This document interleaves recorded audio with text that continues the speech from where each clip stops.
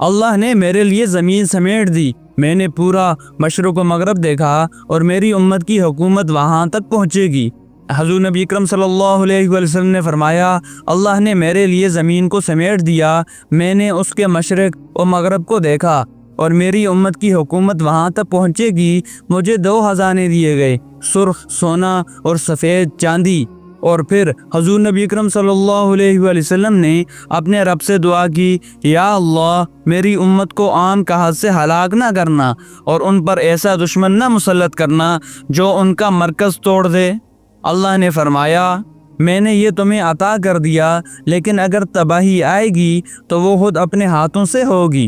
آج اگر امت کا حال بکھرا ہوا ہے تو دشمن باہر سے نہیں آیا، وہ ہمارے اندر ہے۔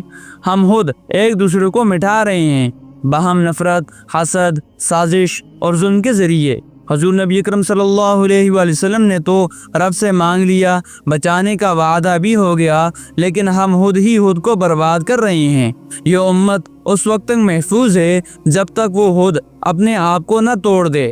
آج اگر امت پھر سے اٹھنا چاہتی ہے تو اسے وہ دشمن پہلے نکالنا ہوگا جو دلوں میں چھپا ہے۔ حضور نبی اکرم صلی اللہ علیہ وسلم نے دنیا دیکھی اور اپنی امت کے لیے دعائیں کی۔ اب سوال یہ ہے کہ ہم اس دعا کا حق ادا کر رہے ہیں یا اسی امت کو کمزور کر رہے ہیں؟